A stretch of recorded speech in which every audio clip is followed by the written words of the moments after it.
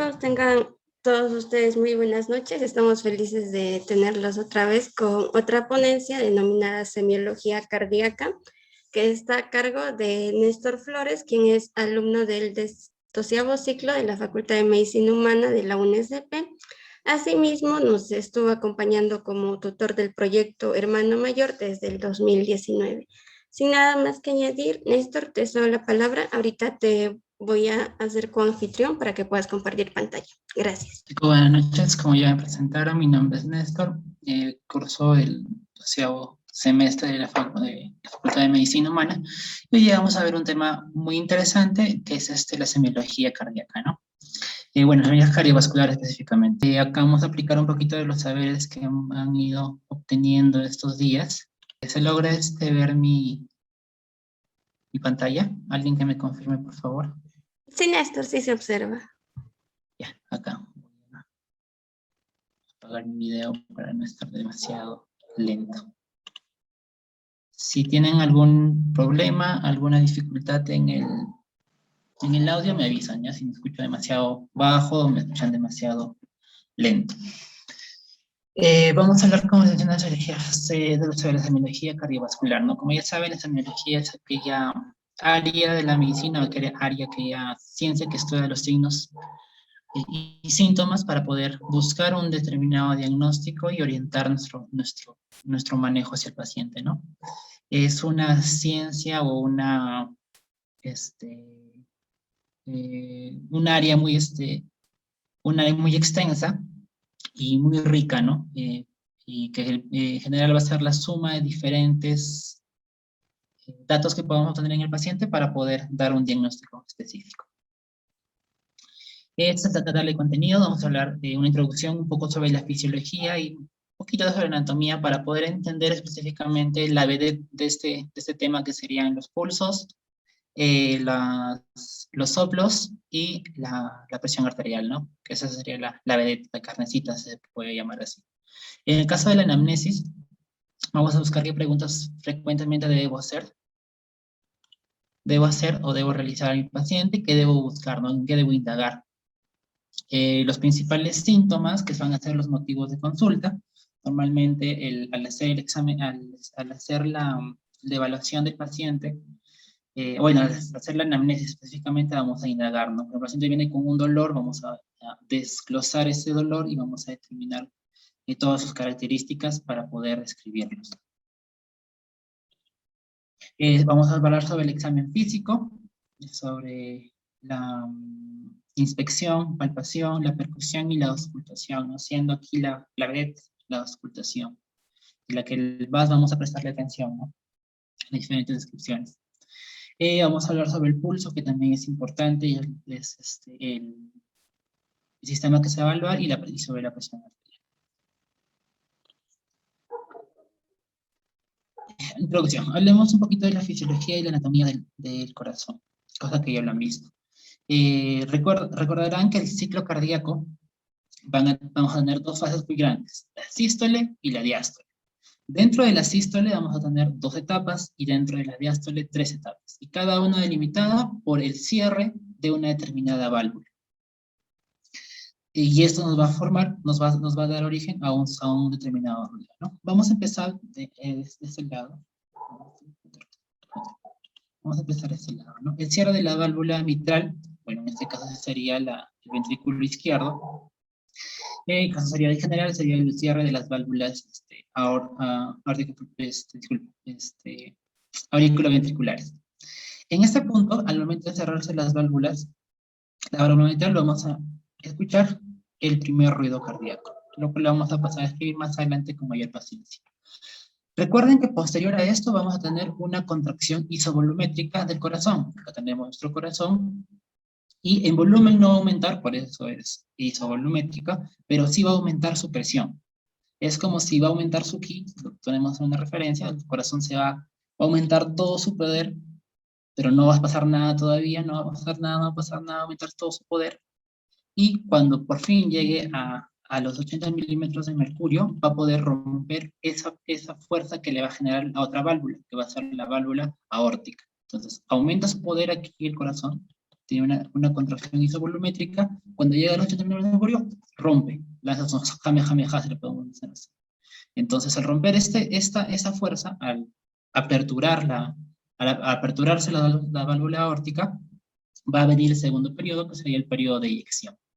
Es decir, va a expulsar la sangre que había contenido en un momento, porque teníamos aproximadamente 120 mililitros. 20 mililitros se estaba acumulando porque el aumento de la contracción no había aumentado el volumen, sino que había generado un aumento de presión. Se da el aumento de presión y se eyecta la sangre, ¿no? El periodo de eyección se va a dividir en dos, en uno rápido y en uno lento, ¿no? Aproximadamente en eso vamos a tener un 50% de la sangre que va a salir en el periodo rápido y otro 30% en el periodo lento. Recuerden de que recién en el periodo de eyección va a tomar su máximo, el máximo valor, la presión o que va a tener el corazón, que va a ser 120 milímetros de mercurio.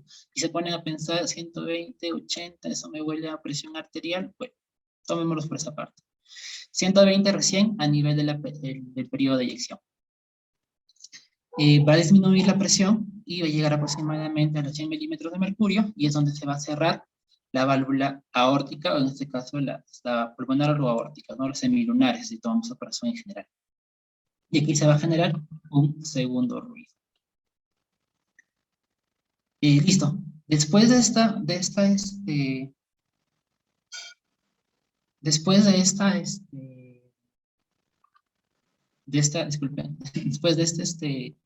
cierre de las válvulas, se va a generar otra acción también isovolumétrica, pero en este caso sería la relajación, en donde el corazón ya esté contraído, va a bajar su presión, aproximadamente a 10 milímetros de mercurio. Va a bajar la presión, va a bajar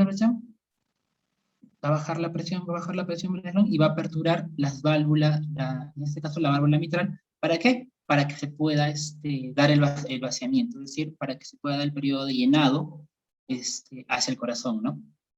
Para que puedan poder llenarse los ventrículos. Aquí se va a dividir en tres partes.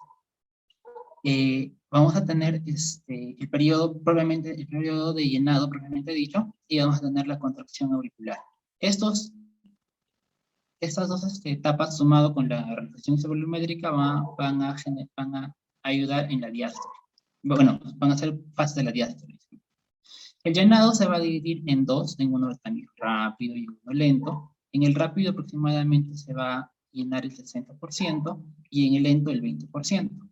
Como verán, solamente tengo un 80% del corazón llenado de sangre. Entonces, no se llena al 100%. Entonces, lo que pasa es que la aurícula es como si se exprimiera, o sea, como si echases primero un limón, estarías echando limón y lo último que queda, eso se exprime, ¿no? O sea, con fuerza. Y eso sería la contracción auricular. Para poder completar el ciclo cardíaco, ¿no? Y recordar siempre las válvulas que vamos a tener y que hoy día vamos a analizar el sonido del primer ruido, el segundo ruido, el tercer y cuarto ruido, y los soplos que van a estar limitados por un flujo anómalo, ¿no? Que generalmente se van a ver cuando estas válvulas tengan algún problema, ya sea una estenosis o una insuficiencia. O tengamos alguna comunicación, por ejemplo, alguna comunicación entre ventrículos, una comunicación ventriculares o una persistencia de ductus arteriosos, ¿no? Que también van a generar un sonido, una circulación turbulenta, y lo cual se va a expresar en semiología como un soplo. Esto lo vamos a volver a repetir más adelante en la parte de ruido, así que ahí lo vamos a entender un poquito mejor y nos queda más claro. La circulación, no se olviden que las venas cavas van a llevar la sangre de todo el cuerpo hacia la aurícula derecha. La aurícula derecha pasa al ventrículo derecho, el ventrículo se contrae y sale por la arteria pulmonar. La arteria pulmonar lleva a los pulmones, ahí se da el cambio entre la sangre oxigenada y desoxigenada, y las venas pulmonares las vuelven a trae la sangre oxigenada hacia el ventrículo, hacia la aurícula izquierda llena de ahí pasa al ventrículo izquierdo, el ventrículo izquierdo se contrae y esto lleva a la circulación sistémica. parte superior y en la parte inferior, ¿no? Recordar que la vena cava inferior, antes de eso tenemos el hígado, la vena hepática y el hígado, y también las venas ascíficas, ¿no? Las cuales van a confluir. Y eso es importante entenderlo porque una congestión a ese nivel, o a ese nivel, o al nivel de los pulmones, nos va a generar, pues, nos pueden generar un problema de edemas, que vamos a hablarlo más adelante. Listo, un pequeño repaso rápido para entrar en sí el tema. Vamos a empezar con la anamnesis. ¿Qué pregunto? O sea, ¿cuál es lo principal por favor?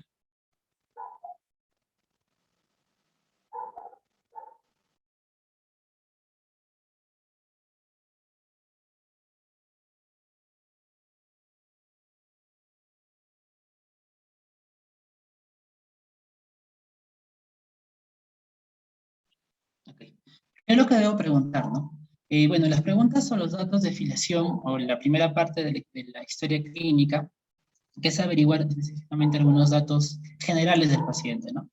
Dentro de estos datos es importante resaltar la edad y el sexo.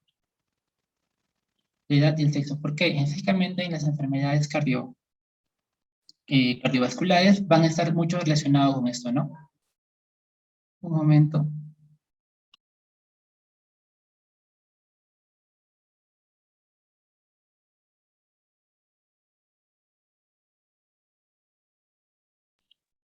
Ok, como les mencionaba, la edad y el sexo son muy importantes, ¿no?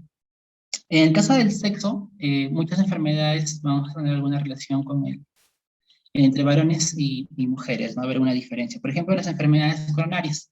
En los varones menores de 40 años, bueno, para un joven, bueno, en general, vamos a ver que tienen, en general, vamos a ver que tienen mayor riesgo de tener una enfermedad coronaria.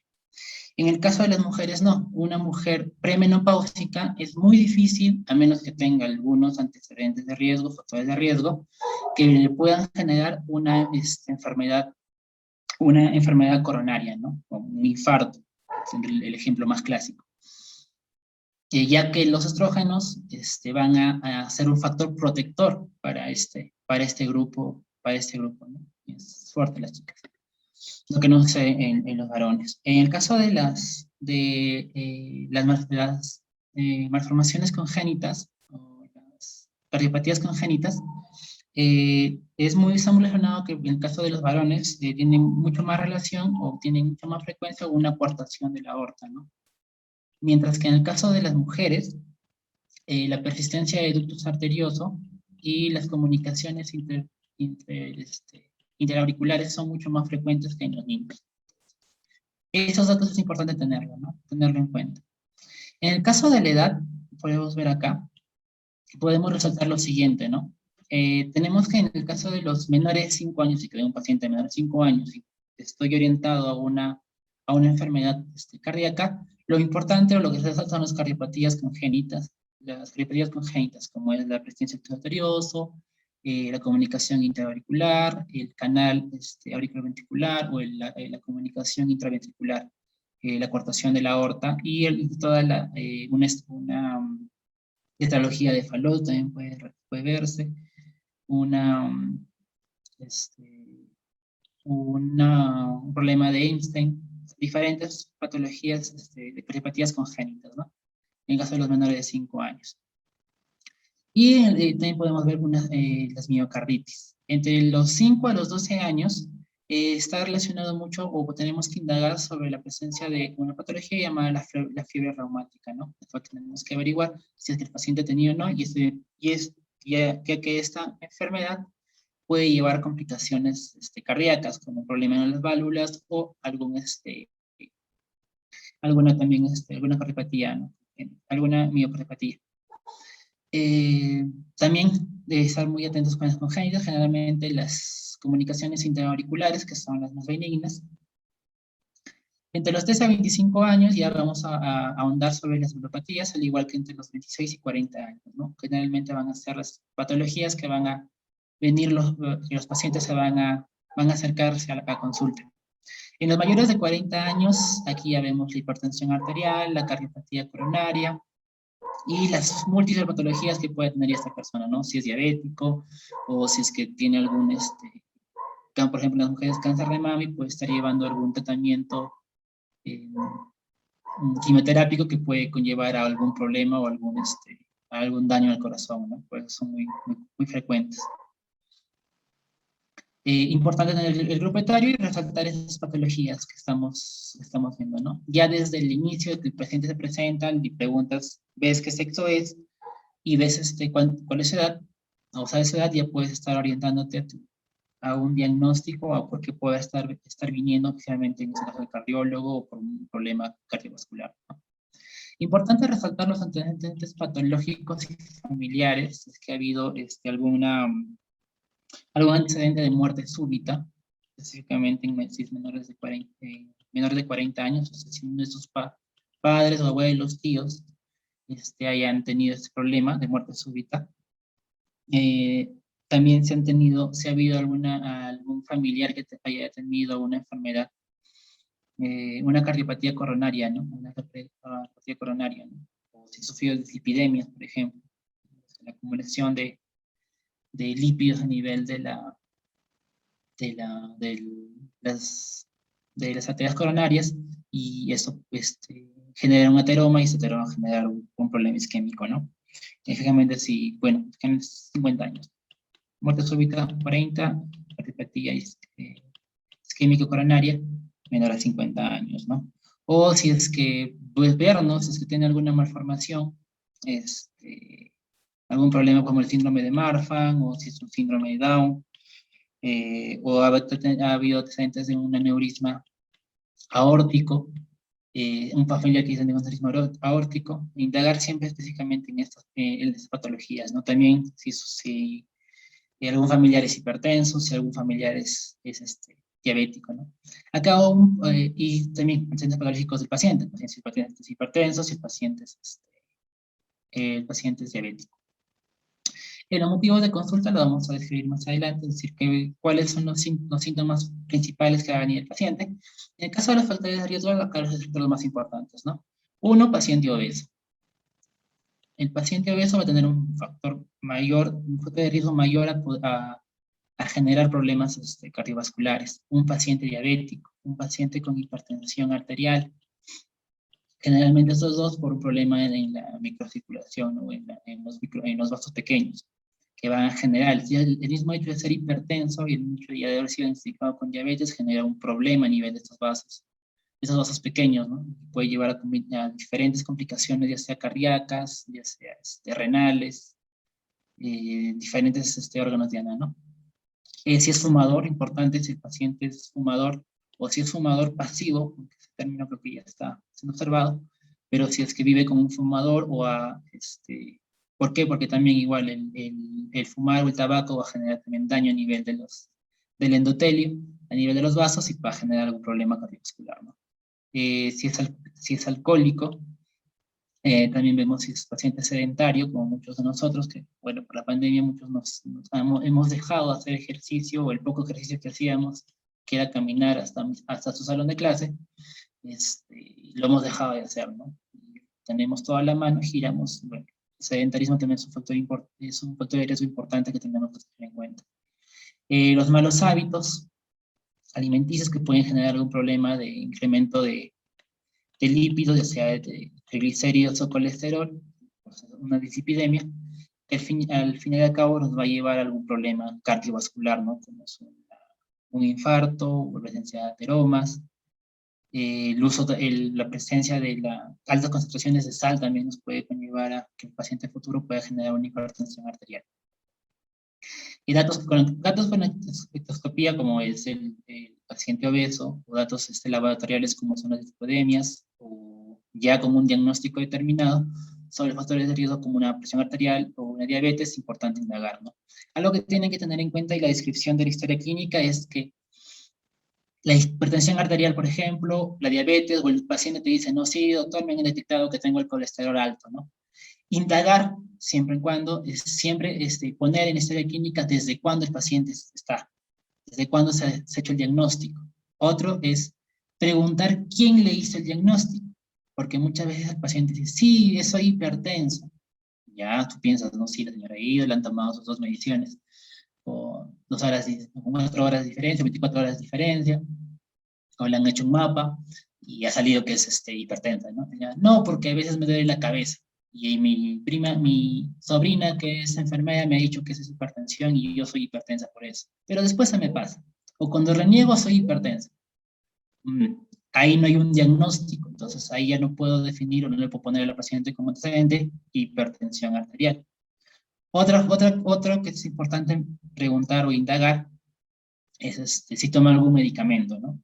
Como le mencioné, algunos medicamentos como los tricíclicos, los quimioterápicos tricíclicos también pueden generar problemas a nivel cardiovascular, ¿no? A nivel del corazón específicamente, con una micorrepatía. ¿Y por qué es importante indagar esos medicamentos? Por ejemplo, los AINES, los tirotoxicosis, o los que reemplazan la hormona, los tirotóxicos que van a generar, si el paciente es hipertiroideo, va a generar algún problema también a ese nivel. Los YECAS, los YECAS, los nitratos, que ya en la clase de farmacología, de fármacos cardíacos ya se ha explicado bien bonito, cómo es su mecanismo de acción y cómo estos pueden influir a nivel de sus factores, sus ramas pueden estar relacionados con las enfermedades cardiovasculares, ¿no? Acá los medicamentos, como dice el meme que puse al costado, cuando me dicen que no sufre de nada, pero toma losartán, glibenclamida y fenobarbital, ¿no? Los pacientes son así, señora, disculpe, ¿es hipertensa? No. ¿Usted es diabética? No. ¿Sufrió de tuberculosis? No. ¿Le han operado? No. Y le preguntas, ¿toma algún medicamento? Sí, una pastilla chiquitita, que es para mi azúcar. ¿Es la glibenclamida? Ah, sí, sí, creo, sí, sí me dijeron. Mi endocrinólogo me dijo, ya, pues. Entonces, a veces el paciente no te va a decir en el momento de que tú le preguntas, ¿no? ¿Tiene alguna enfermedad? A veces ni te entiende o estaba distraído, estaba nervioso. Pero cuando vas indagando, vas conversando y ya le preguntas si está tomando algún medicamento, ya sale el factor de que sí, efectivamente tenía esa enfermedad predisponente y ya, pues tú tienes que estar plasmar en la historia clínica porque es un dato muy importante. Como les dije, es importante definir o establecer cuándo ha sido el diagnóstico, o sea, cuánto ha sido el diagnóstico de la hipertensión, por ejemplo. Pones hipertensión arterial, a veces en historia clínica le pones un check o una X, y le pones abajito, le pones desde cuándo, por ejemplo, hace 5 años. Te cercioras de que lo haya diagnosticado un médico. ¿Qué toma para eso? Losartán. Tomando su losartán. Ah, ya. 5 años está tomando su losartán. Voy a preguntarle, ¿le ayuda el medicamento? ¿Ve que su presión siempre está estable? Sí, siempre me tomo, doctor, una vez al día, fijamente en las noches, y está tranquilo, normal, no no hago los picos y siempre los tomo los medicamentos por escribir, ¿no? Controlado según el paciente.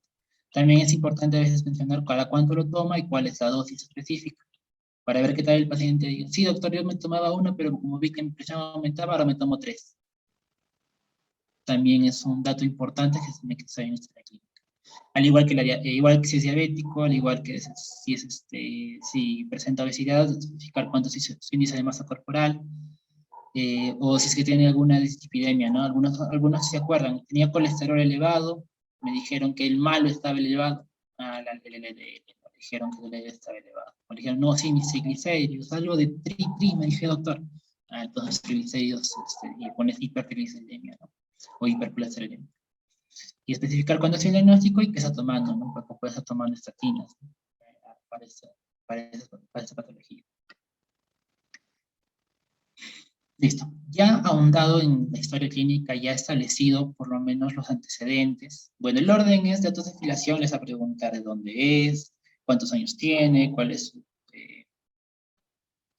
su sexo. La raza también es importante, no me estaba olvidando. Ver la raza, generalmente la raza afrodescendiente o afroamericana tiene mayor predisposición, aproximadamente 4 veces más de generar hipertensión arterial, ¿no? Si te viene un paciente que dice, doctor, siempre tengo dolores de cabeza y es una persona de afrodescendiente, entonces puede estar pasando una hipertensión arterial. Más si te dice, sí, tengo mis familiares, ¿no? Dices, familiares son hipertensos, ¿no?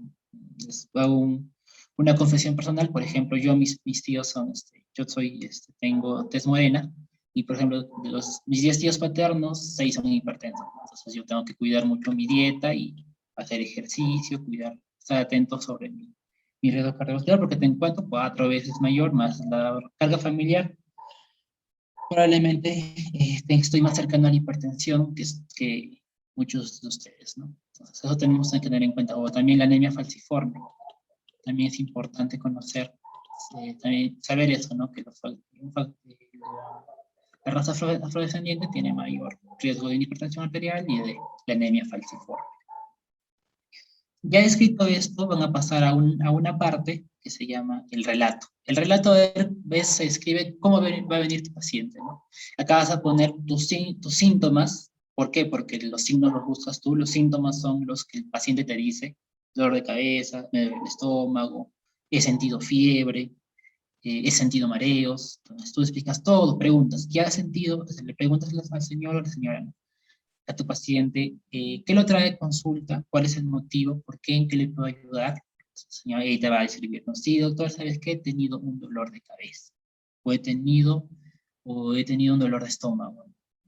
Entonces, vas a describir todos tus síntomas y vas a poner cómo inició, y vas a agarrar un síntoma en específico, y de ahí vas a desglosar tu diagnóstico.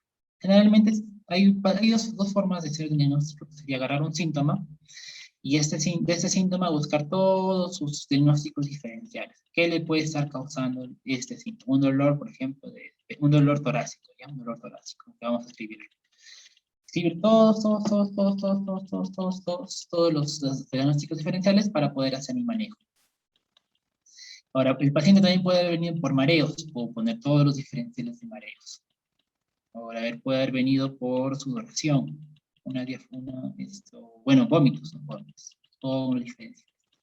Como decía un maestro, un médico, por cualquiera de los que tomes vas a llegar a tu diagnóstico, pero lo ideal es que tomes el más resaltante, que lo ves al paciente y ya este es el dolor torácico, ¿no? Que viene con mareos y vómitos, y viene con dolor torácico.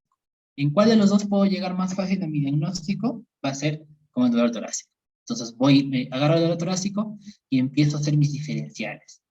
¿Y cómo comparo? Con mis antecedentes, voy viendo mis demás signos y síntomas, y cuál de estos pueden coincidir, ¿no? Los que más coinciden, los que tengan más puntos, se acerquen más, entonces voy a reducir de lo que tenía 20 o 30, voy a reducir 2, 3, 4. Otra forma de llegar al diagnóstico es juntar mis signos, mis síntomas, todos, y busco, ¿no? ¿Qué enfermedad se podía relacionar con todos los que he visto? En cualquiera de los dos se llega. Como les mencionaba, el síntoma es lo que te dice el paciente. Ahí vas a escribir, en tu relato vas a escribir los síntomas. Tienes que hacer un relato cronológico. Y ahí tienes que escribir uno por uno las características, el dolor. Y ahí te vamos a escribir. Esos temas de síntomas generales y algunos específicos. Sería bueno que lo repasen si es que no lo han leído. Por ejemplo, la tos, la fiebre, tienen su forma de describir cada uno de estos. Vamos a ver los principales en la parte cardiológica. En este caso vamos a ver uno de los que más preocupa y que puede estar presente en una emergencia, es el dolor torácico. El dolor en general, cualquier dolor que el paciente les venga, les mencione, tienen que escribir todos esos. Al inicio yo me acuerdo que no me acordaba, a pesar que tenía la mnemotecnia de Alicia, no me acordaba ninguno de ellos. O sea, no sabía específicamente qué antigüedad o localización y gradación. No podía. ¿Y cómo lo aprendí? Consultando, hablando con un paciente, cuando me corregía en historias clínicas. Entonces, los médicos analizamos cada uno de esos síntomas. Si no está descrito en el relato, está mal hecho. ¿Por qué? Porque todo eso nos van a dar mucha información para llegar a su diagnóstico. La antigüedad quiere decir cuándo inició, hace cuántos días, hace cuántas horas, hace cuántos minutos, y cómo inició. Es decir, sí, está dejando mi pichanguita, doctor, te dice el paciente.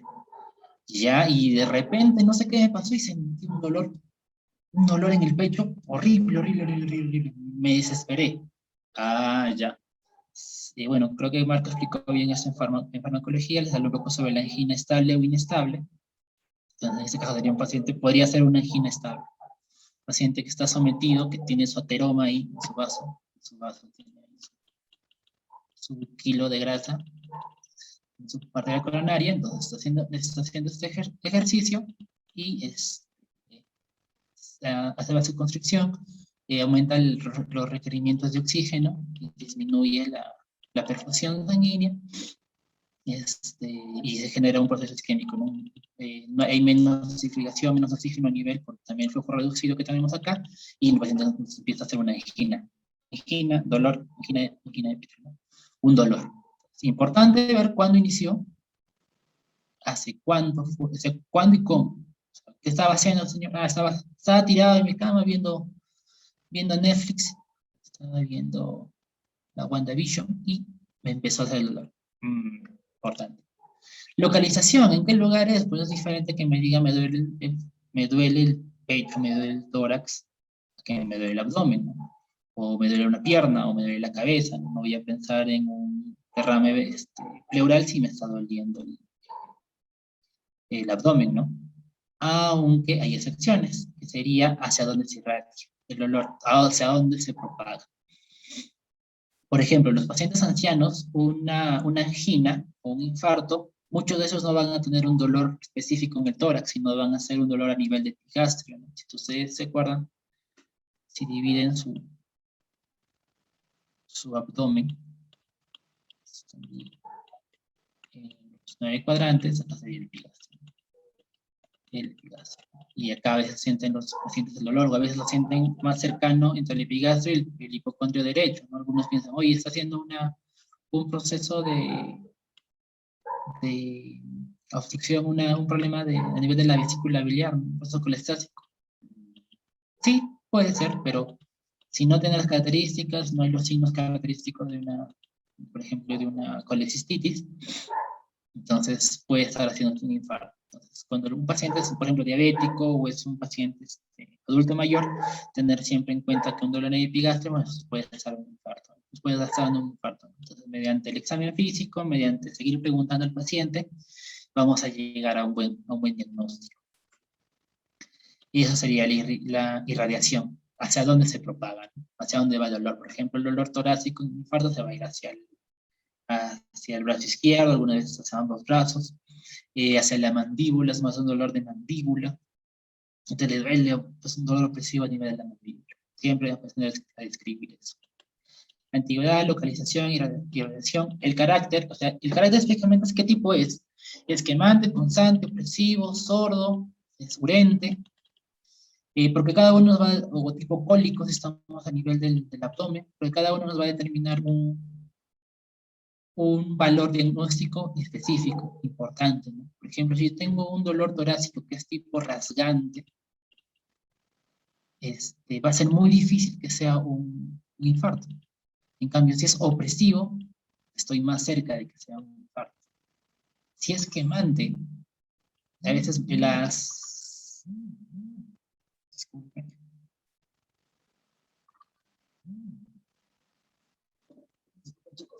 Batería está fastidiada también. No pasa. Ya. Nos vemos un rato. Como les decía, el carácter es importante, ¿no? Porque cuando lean dolor, les recomiendo que lean dolor, y la semiología del dolor es una de las semiologías más bonitas, y con simplemente que ahora digas, me duele, es un dolor tipo cólico, o en el caso de semiología digestiva, ya te vas a un diagnóstico. Entonces, es importante que escribamos. La intensidad del 0 al 10, acá les recomiendo de que se le pregunta, ¿no? El 0, disculpe, ¿cómo ha sido el dolor?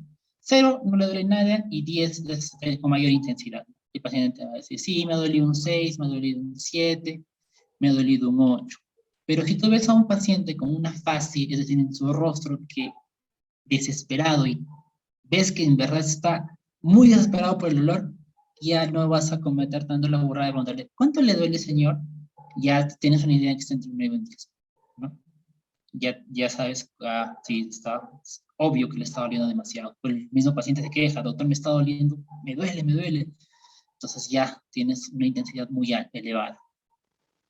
Y la atenuación, ¿cómo calma? Señor, le calma cuando se acuesta, se calma cuando está de pie, o él mismo te dice, no, sí me duele, pero cuando estoy, cuando me pongo hacia adelante, o me pongo acerco mis, mis rodillas al pecho, me pasa, ¿no? O cuando ya dejo de hacer ejercicio, ya no me duele. O si tomo tal medicamento, ya no me duele. Entonces, ahí es importante también. O cuando aumenta, ¿no? Aumenta cuando hago más ejercicio, aumenta cuando estoy molesto, cuando estoy con una crisis emocional. Entonces, es importante definir todas esas características, ¿no? Y los cuales nos van a orientar a esto, nos van a orientar a un buen diagnóstico. En el caso del dolor torácico, ya describimos dolor, ahora describamos el tórax. Si tengo un dolor en el tórax, entonces voy a mi anatomía de kindergarten y busco qué cosas tengo en el tórax. Uno, mi corazón. Otro, tengo los pulmones. Otro, tengo la misma caja torácica. Es decir, toda la parte de los músculos, de los huesos, y el esternón, toda la caja torácica propiamente dicha, ¿no? O pared torácica. También tenemos al esófago. Recuerden que la parte torácica, la porción torácica del esófago está por detrás, se encuentra en el mediastino, por detrás del corazón, y también es importante que pueda estar generando ese tipo de dolor en esta zona, ¿no? Y también puede ser un dolor psicógeno, ¿no? Que es muy característico también, es importante describirlo. En el caso del dolor de origen pleural, puede ser, o de origen respiratorio, puede ser relacionado con la traqueitis o alguna infección a nivel de la tráquea o a nivel de los bronquios, ¿no? Y la otra explicación es, por ejemplo, las neumonías o las derrames pleurales o las inflamación a nivel del parénquima pulmonar, ¿no? Y esos generalmente están específicamente relacionados con la pleura. Y por ende, la definición o el tipo sería un tipo de dolor pleurítico, ¿no?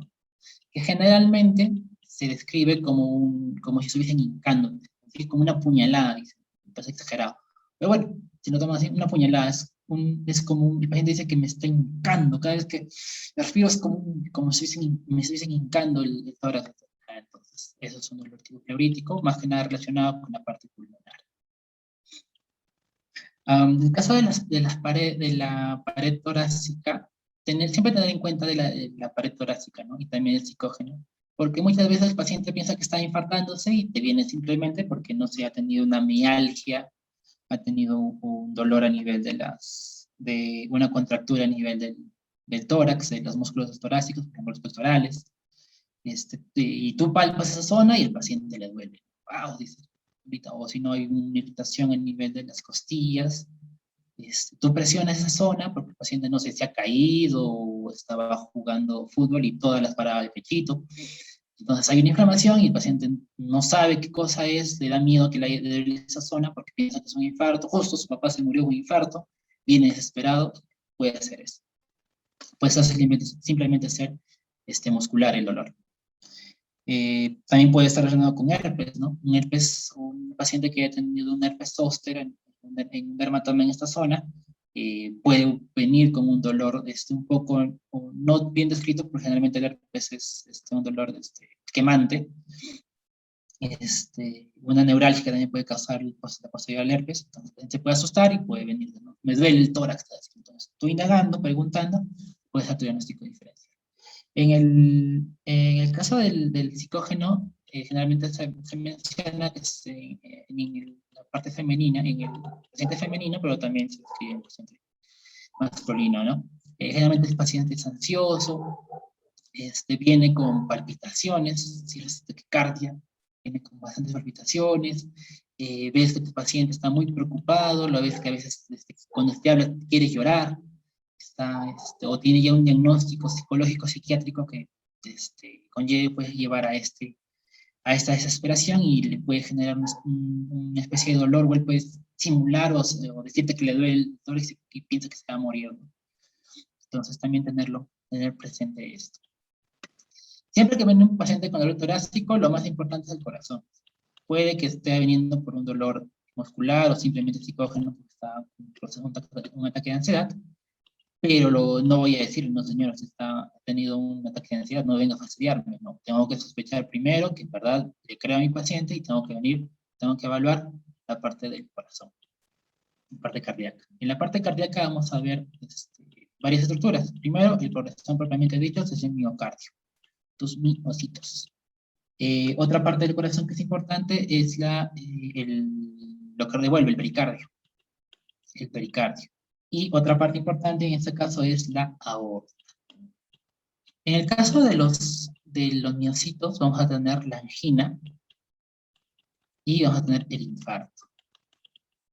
Es diferente, sí, la angina hay poco flujo a nivel de la... Generalmente la angina se define como dolor torácico, ¿no? Dolor a nivel de origen cardíaco.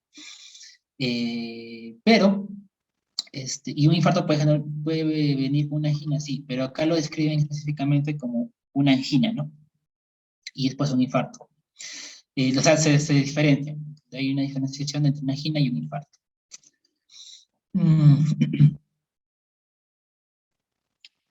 La angina también se denomina como el angor pectoris,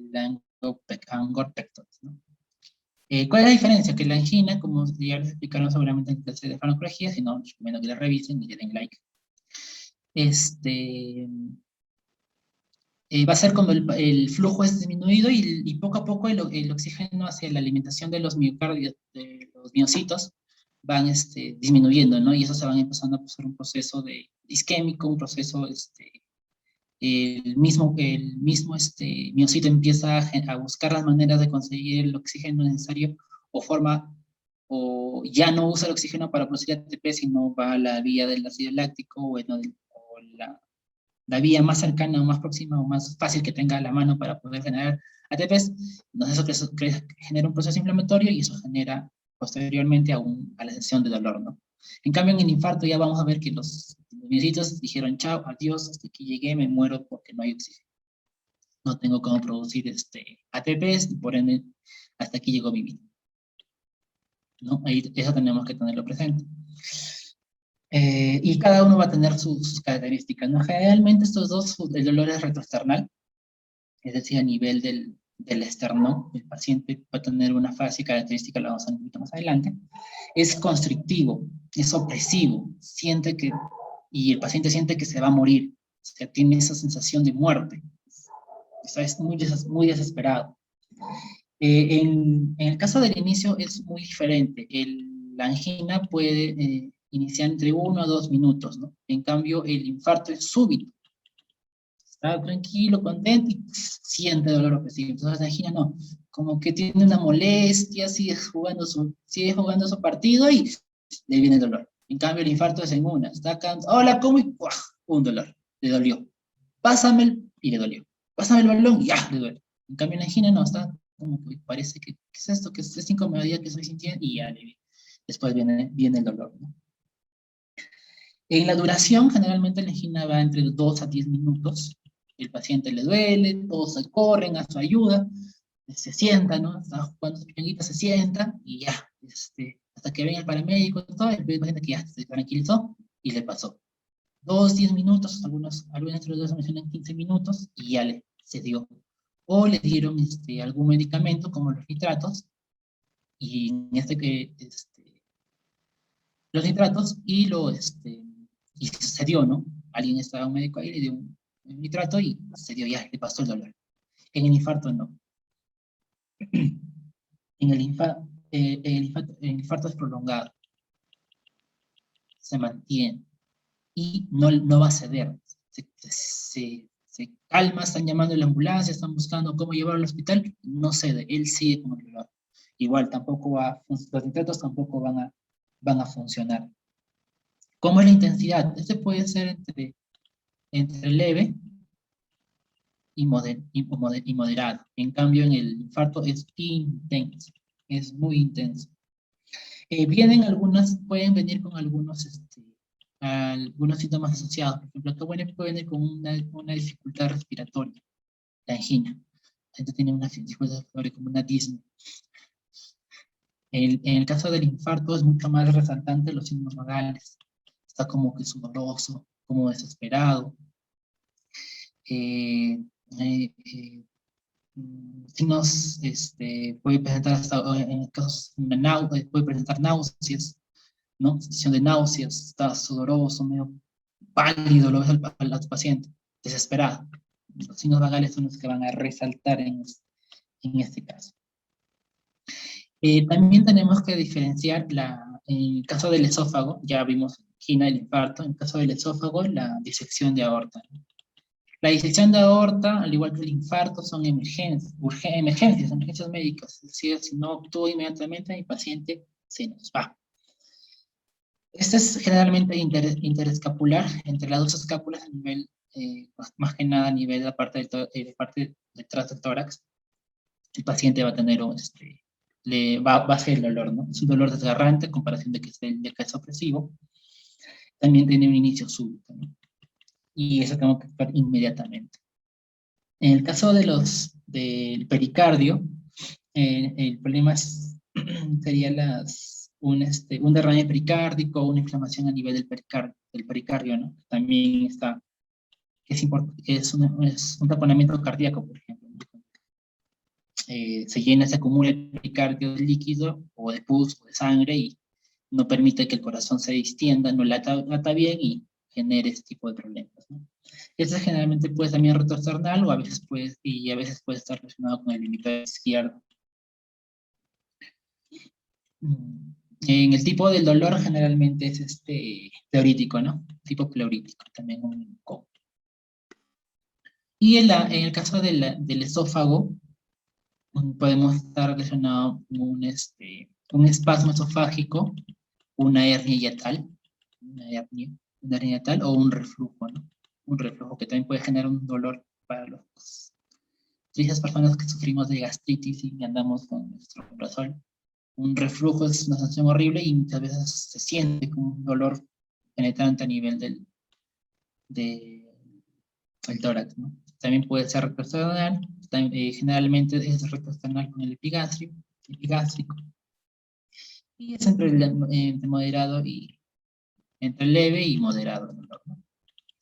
Tengan siempre en cuenta estos diagnósticos diferenciales. No es difícil, simplemente saber qué cosa tengo en mi tórax y tener las patologías para que cuando venga un paciente con dolor torácico, ya sepas orientar hacia dónde va tu diagnóstico.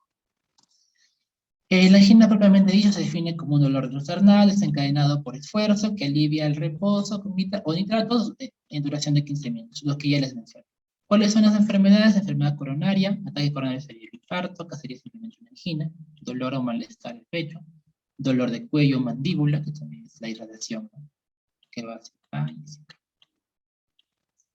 en caso del ataque cardíaco, dolor o malestar en el pecho, dolor en la parte superior de la espalda o cuello, se siente como indigestión, náuseas, vómitos, mencionaba, agotamiento, malestar en la parte superior del cuerpo, sensación de falta de aliento, de muerte inminente, ¿no? Se desespera. Muchas veces se toca el pecho y se trata de irse hacia adelante, como que si pesara el dolor, también es una característica, ¿no? También puede generarse por una arritmia, aleteos, palpitaciones. No debemos sentir cuando late nuestro corazón, a menos que estemos en una situación muy, en un lugar muy callado, muy silencioso y podamos, sí, escucho. Pero normalmente cuando estamos ahorita hablando, por ejemplo, no debo sentir las palpitaciones. Y esas muchas veces el paciente menciona, ¿no? Siento que el corazón lo tengo en el cuello, en la boca. Entonces ahí también eso puede ser, la persona puede venir de una arritmia y eso puede generar una angina. Y la insuficiencia cardíaca, ¿no? Cuando el corazón ya no da más, pero tu sistema de adaptación lo quiere seguir castigando y lo termina por matar, por el sistema de adaptación. Bueno, si no se logra recuperar o salir de este proceso de insuficiencia. Hay una clasificación para determinar frente a qué clase de angina estoy. Pones al describir, por ejemplo, como les mencionaba en su relato, pues pones, ¿no? Por ejemplo, hablamos con el dolor. Dolor de tipo opresivo, hace 10 minutos de inicio brusco, mientras jugaba fútbol, o mientras hacía deporte o corría el paciente, irradiado a la zona mandibular y el brazo izquierdo, de intensidad de 9 de 10, y que no atenúa con el reposo. Describiste todo en el relato. Y el doctor te va a leer, bacán, chévere, sabe hacer funciones clínicas, sabe hacer un buen relato. Igual, en caso de la GIN le puedes describir, o sea, ya cuando el paciente no puede escribir, pero bueno, puedes establecer su clasificación, ¿no? Clase 1, 2, 3 y 4. Generalmente eso me va a ayudar bastante también para definir tratamiento o su manejo. Generalmente las clasificaciones son importantes para eso, ¿no? Clase 1, cuando es actividad moderada y no causa, la actividad moderada no causa GIN, está hablando, corriendo, bueno, corriendo ligeramente, un trote, está haciendo sus cosas, está cocinando, se está cambiando, no genera ninguna molestia.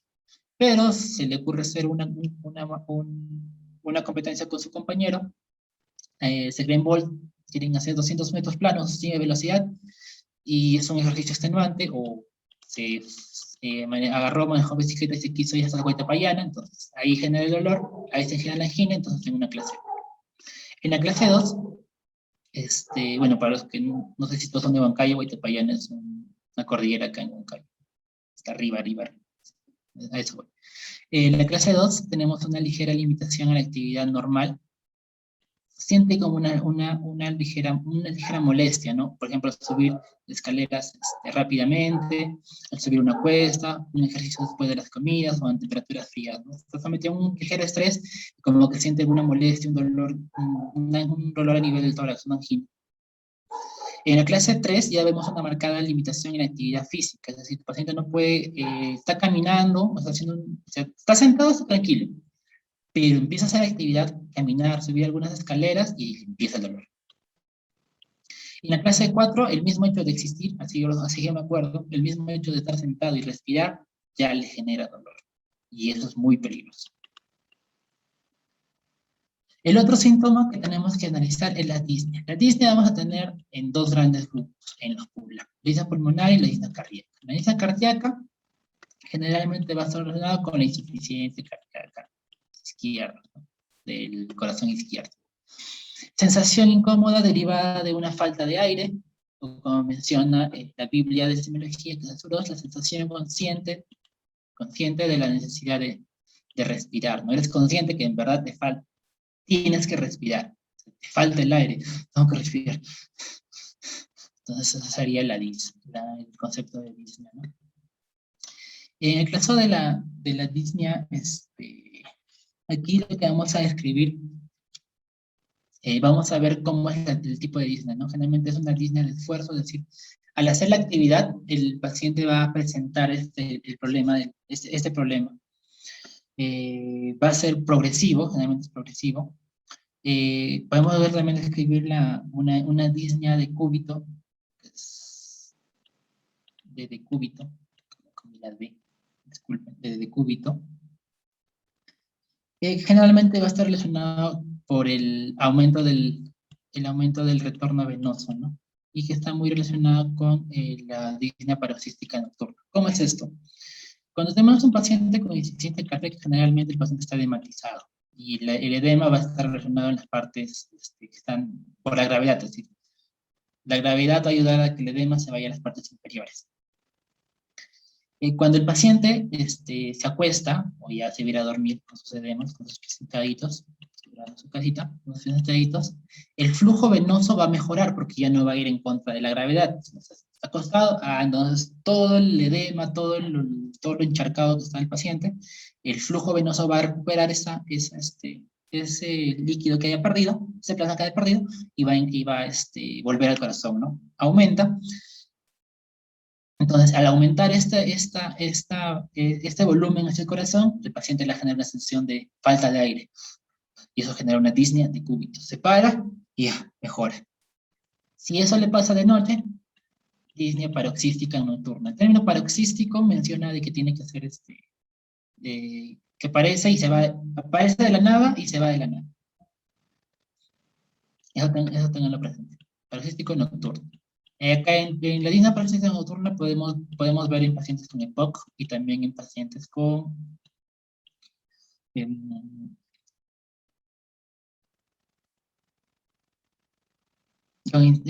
con problemas cardíacos, no una insuficiencia cardíaca que he tenido este tipo, o sea, de nivel cardíaco. ¿Cómo diferencia que es un EPOC que es cardíaco? El EPOC empieza con tos, se acuesta y le da la disnea paroxística. En el cardíaco le da su disnea paroxística, se despierta, le faltó el aire y empieza a toser. A veces puede ver hemoptisis o puede una expectoración rosada, ¿no? Pero primero va la disnea y después la tos. En el EPOC no, primero la tos, se intenta con tos, y cuando se acuesta le da la disnea. La tornea y la insuficiencia mitral o insuficiencia cardíaca izquierda, generalmente es cuando el paciente se pone de pie. La triptonea es cuando, el paciente se pone de cúbito lateral, ¿no? Generalmente se ve esto en derrames plurales. Y la trotina también cuando tu paciente se pone de pie. Y también tenemos una clasificación que tenemos que escribir, si es sintomático, leve, moderado y severo, que es muy parecida a la anterior, ¿no? Bueno, la clasificación de Nihan generalmente es para una insuficiencia cardíaca, y aquí vamos a ver si hay presencia de disnea o no. Si tengo un paciente con insuficiencia cardíaca y es asintomático, hace sus cosas tranquilo, no hay fatiga, no hay disnea, no hay palpitaciones de angina, no hay problemas en su pero ya tengo diagnóstico de insuficiencia cardíaca, tengo una clase. Si es leve, en la leve limitación para actividad física, es decir, está haciendo actividad física y sí le empieza a hacer una disnea o tiene una angina, en este caso la disnea, una clase 2 o leve, ¿no? Si hay una marcada limitación a la actividad física, como les digo, en reposo está fresh, tranquilo y contento, pero empieza a hacer actividad física, empieza a ir a su cuarto, caminar a la cocina, entonces empieza la disnea, una clase 3 o moderada. Y severo, como les digo, el mismo hecho de existir ya le genera disnea. La otra son las palpitaciones, que es sensación consciente de la actividad cardíaca, que también tenemos que diferenciar. Si es cardíaco, si es psiquiátrico, puede ser relacionado a algunas causas externas, o generalmente hormonales, o si se está tomando un fármaco y se está generando un aumento de la frecuencia cardíaca. Generalmente las palpitaciones van a estar relacionadas con todas las arritmias habidas y por haber. Fibrilación auricular, taquicardia supraventriculares, ventriculares, supraventriculares, aleteo, flúter, taquicardia ventriculares, enfermedad nodo enfermo, bueno, todos son arritmias. En caso de los psiquiátricos, un trastorno de pánico, ansiedad, puede estar somatizando, una angustia o una depresión que está relacionada con un trastorno de ansiedad o un trastorno de pánico, ¿no? Y lo cual mediante un correcto examen, una correcta anamnesis, un examen clínico, vamos a poder diferenciar. La estirotoxicosis o paciente con un feocromocitoma, en los cuadros febriles tenemos aumentar, los pacientes con anemia, hacen taquicardia y también pueden generar una disnea. Fíjense eso, la embarazada, pues mastocitosis, bueno, el ejercicio propiamente dicho te puede generar palpitaciones, ¿no? Pero eso sería un poquito más a someter a un estrés fisiológico, podemos decir así. El uso de beta-adrenérgico, la teofilina, la cafeína, la nicotina, fumar, las anfetaminas, la cocaína, no se droguen, por favor. Supresión de los beta-bloqueadores, los dilatadores y anticolinérgicos, ¿no? Pueden generar palpitaciones y que debe estar dentro de nuestro examen clínico, examen físico, de anamnesis, para poder buscar, indagar qué le puede estar generando estas alteraciones que viene el paciente. El otro es el síncope. Síndrome clínico producido por una hiperfusión cerebral global autolimitada, pérdida brusca y breve de la conciencia y el tono muscular y que se recupera fácilmente, solito, no pasa nada, no tengo que hacer nada. El paciente despertó. El clásico desmayo, un 5. Puede ser un síncope neurocardiogénico, un de origen cardíaco, un neurológico, también psicótico y metabólico, ¿no? Acá generalmente tenemos las maniobras vasovagales. Recuérdense, generalmente un síncope por defecación se ve más que nada en los adultos mayores, ¿no? Está está orinando, está defecando y se desmayó, ¿no? La abuelita se desmayó. ¿Qué pasó? Bueno, puede haber sido un síncope neurocardiogénico. Cardiogénico, las arritmias, la disfunción miocárdica y las explosiones de las salidas ventriculares, ¿no? Un síndrome de largo que cuando lleven o si han llevado arritmias se va a profundizar o lo pueden profundizar, taquicardia ventriculares, explosiones arritmogénicas, arritmias en general.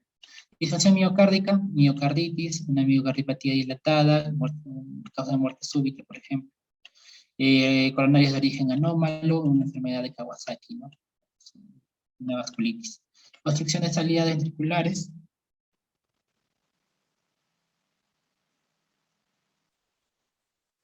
Obstrucción de salida ventriculares, estenosis aórtica, miocarditis hipertróficas, tener presenta estos diagnósticos diferenciales. Y neurológico puede estar presentando un cuadro convulsivo, no todas las convulsiones son tónico-clónicas, sino todas las convulsiones son las que normalmente conocemos, simplemente puede desmayarse o caer el paciente. Un proceso de migraña también puede generar un síncope y un accidente cerebral transitorio. Psicógeno, una hiperventilación, una reacción de conversión, simulan los pacientes a veces algunas enfermedades como las convulsiones. Y el metabólico, siempre ver, ¿no? Su paciente inconsciente se cayó, pues, cómo está la hipoxemia y su glicemia, o si ha consumido algún fármaco depresor, como el alcohol, o una sustancia depresora como el alcohol. En el caso de los edemas, recuerden un poco de fisiología. Los edemas van a estar causados principalmente por una extravasación, ¿no? del líquido plasmático hacia el intersticio o hacia el tercer espacio. Entonces dentro de estas tenemos las fuerzas de Frank-Starling, luego tenemos la presión hidrostática y la presión oncótica, ¿no? Igual acá en el líquido intersticial, la presión hidrostática y la presión oncótica. La presión oncótica jala el agua hacia el lugar donde está. Si está en el vaso, jales el vaso, si está en el sitio, jales el vaso. Y la hidrostática bota el agua. Entonces, estas fuerzas se mantienen equilibradas a los tanos y así estamos felices todos felices, ¿no? Y contentos. ¿Qué pasa si en una de estas hay algún inconveniente o algún problema? Se aumenta por ejemplo, la presión hidrostática, hay más volumen a nivel del vaso, se extravasa, ¿no? O hay una disminución a nivel de la presión oncótica, es decir, ¿quién genera la presión oncótica? Las proteínas jalan agua, o por lo menos tratan de tener agua dentro de la albúmina en específico, ¿no? Entonces la albúmina, ¿quién va a producir la albúmina? El hígado, ¿no? Si no hay producción, el hígado está anómalo, entonces puedo generar un edema, se va a extravasar. O estoy perdiendo proteínas porque tengo una insuficiencia renal, entonces voy a tener este problema. En el caso del origen cardíaco, o en el caso de un edema, tengo que buscar, ¿no? Si es de origen cardíaco, si es de origen renal, o si estoy frente a un linfedema, o es un problema a nivel de los vasos de las venas, ¿no? Y ya vamos a ver si generalmente es un pie normal y es un pie edematoso, ¿no? Y vamos a ver que va a generar fovea.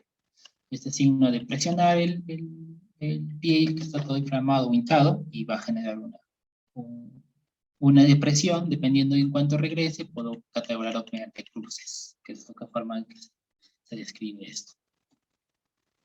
Uy, acá me comí una diapositiva.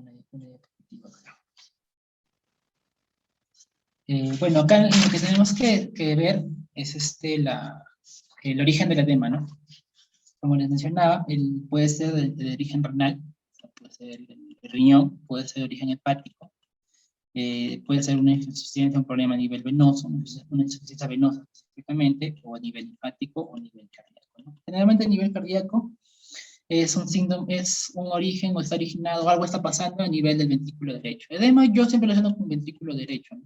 Generalmente para lo que es corazón e hígado, porque el hígado también puede generar una obstrucción a nivel de las venas cavas, congestiona la parte derecha y también genera edema. Generalmente del edema es vespertino, de la tarde, el paciente camina todo el día, tiene insuficiencia cardíaca, ha hecho sus actividades, tranquilo porque hace sus tratamientos, está más tranquilo y al final se le hinchan los pies, vespertino. Es gravitatorio, como les mencionaba, van a ir hacia los pies, y si el paciente se acuesta, va a retornar, pero ¿dónde se va a formar la hora? En los sacros. El sacro está a nivel abajo, ¿no? Miembros inferiores, o el sacro está de cúbito, ¿no? En renales, matutino generalmente. Vamos a ver en los párpados, así generalizado. En el hepático, es predominantemente, vamos a ver la citis, en una citis, es decir, acumulación a nivel del abdomen. Y la insuficiencia venosa, generalmente la insuficiencia venosa y la linfático son unilaterales, es decir, si hay una insuficiencia venosa en un solo pie, es muy difícil que sean los dos Bueno, también se puede dar, pero una característica o algo que nos puede ayudar a diferenciar es que solamente tenga un edema solo ya, va a ser muy difícil que tengas un renal, en un hepático o un cardíaco, ¿no? No solo hepático, ya voy orientando mi diagnóstico. Eso se le denomina caliente y eso se le denomina fríos. ¿Ok? En general tocas a tu paciente y como está basado en el frío, ¿no? Duro y frío. En el caso del linfático es duro, duro y frío. Y aquí es unitario y caliente, en el caso de venosa. Listo, empezar un poquito, porque nos falta un poco más de las diapositivas. En el examen físico es importante definir la posición del paciente. Esta es una posición genopectoral que va a relacionar generalmente los pacientes con taponamiento cardíaco van a tener este tipo de posición, ¿no? Entonces, si se pone, de esta forma se pone mi paciente, entonces ya voy orientando.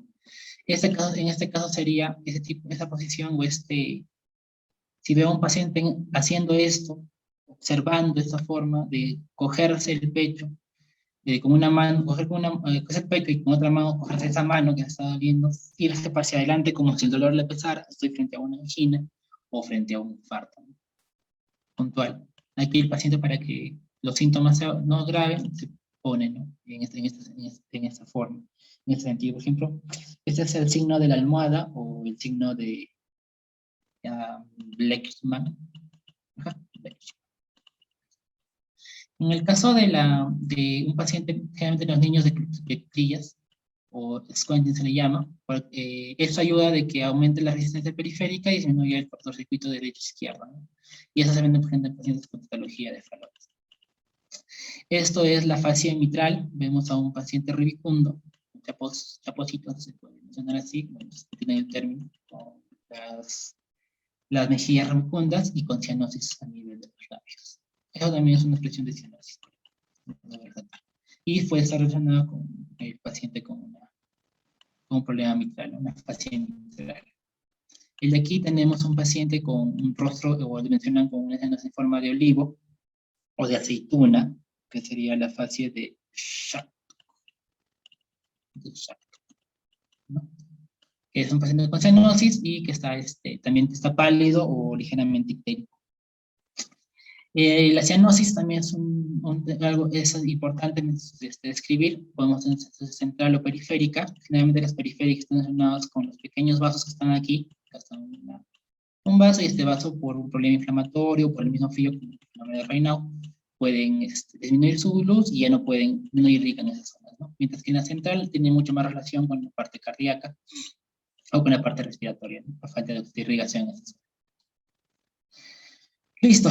En el examen físico se analiza, se inspecciona al paciente, es un examen general, se observa al paciente cómo se encuentra. Cómo se encuentra y posteriormente vamos a empezar a describir, a buscar mediante las 4 fases, ¿no? Que es la inspección, la palpación, la percusión y la auscultación, ¿no? Muchas veces estas fases nos vamos a omitir por la premura del tiempo que va a hablar un paciente, porque nos va a tomar mucho tiempo hacer una buena historia clínica. Pero no si somos alumnos tenemos que hacer todos estos pasos a nuestro paciente.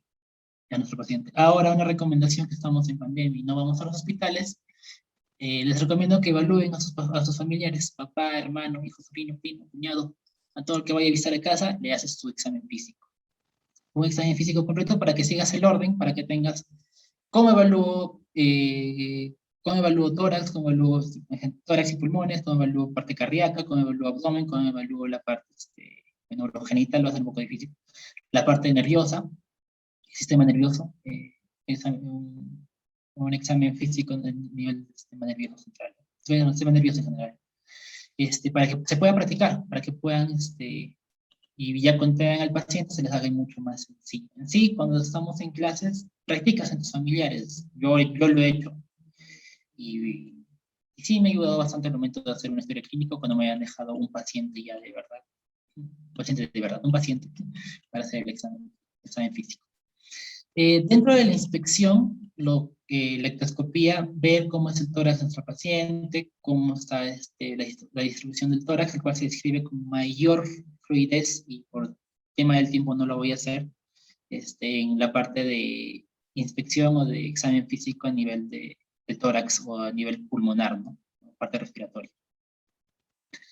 Y resaltar nada más todas las informaciones que podemos ver, ¿no? Un pectus excavatum, un pectus, los pectos específicos, como es el tórax, un tórax en tonel, un tórax platipeloide, bueno, toda la descripción de la inspección. La palpación va a ser importante, sí.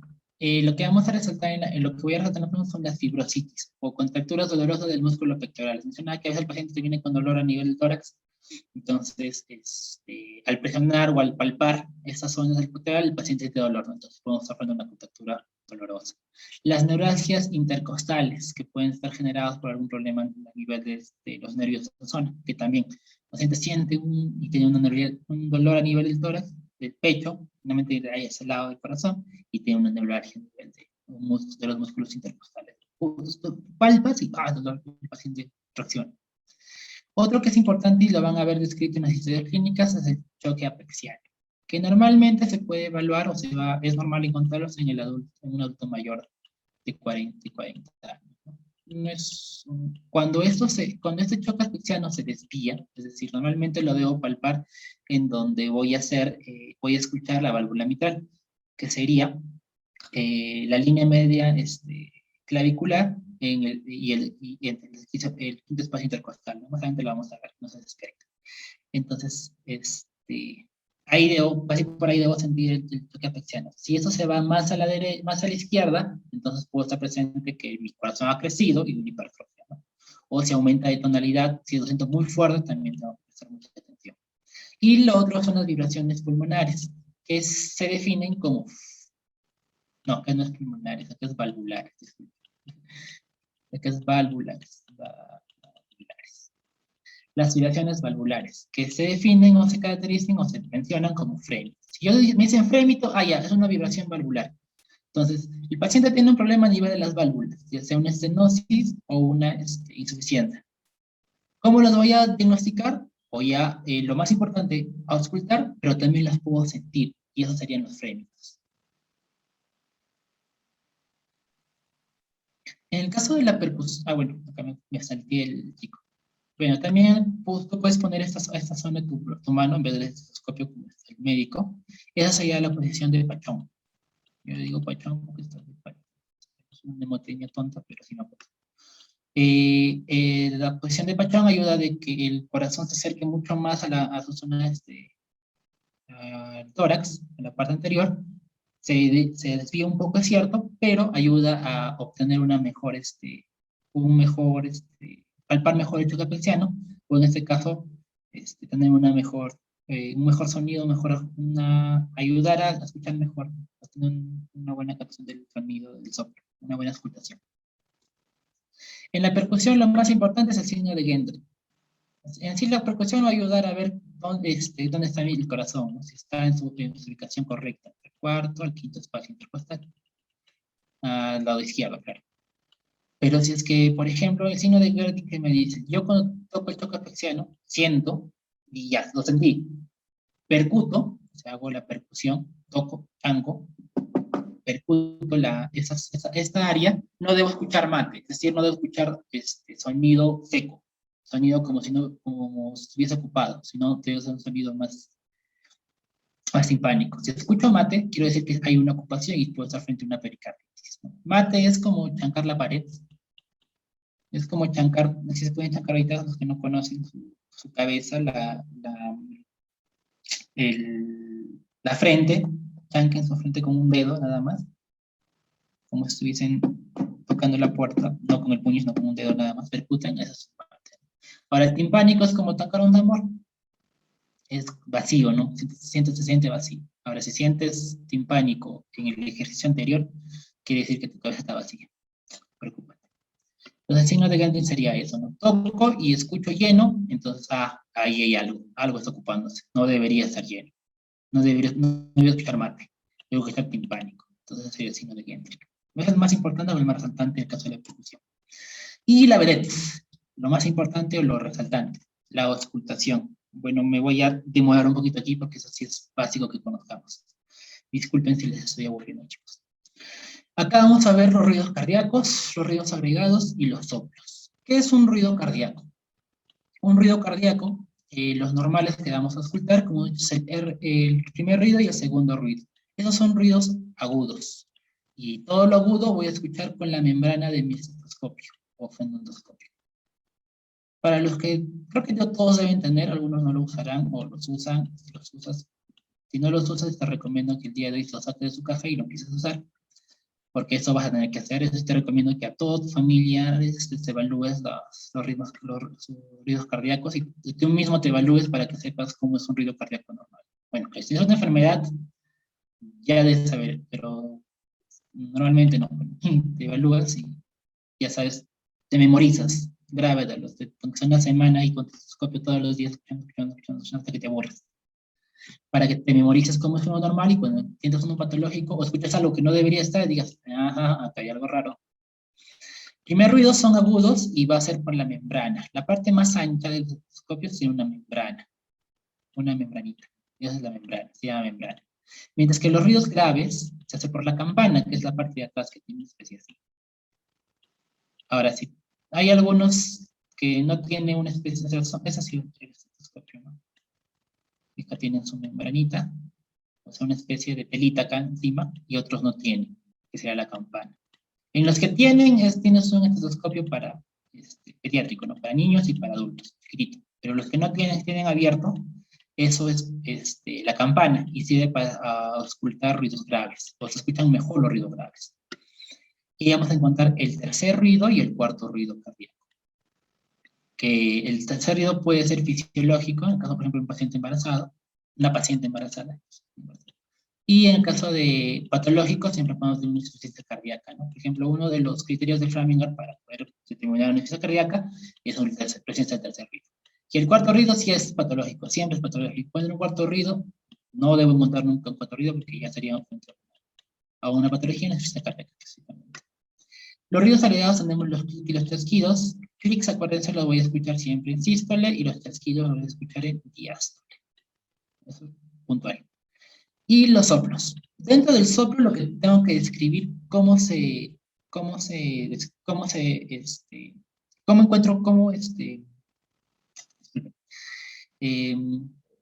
la forma del soplo. O sea, así como he escrito el dolor, tengo que escribir cómo ha sido el soplo.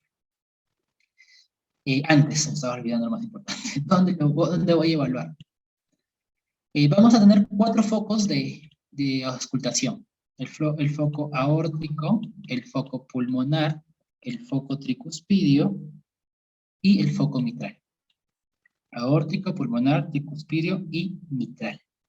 El foco aórtico lo vamos a encontrar en la línea paraesternal derecha, el segundo espacio intercostal. 2, línea paraesternal derecha.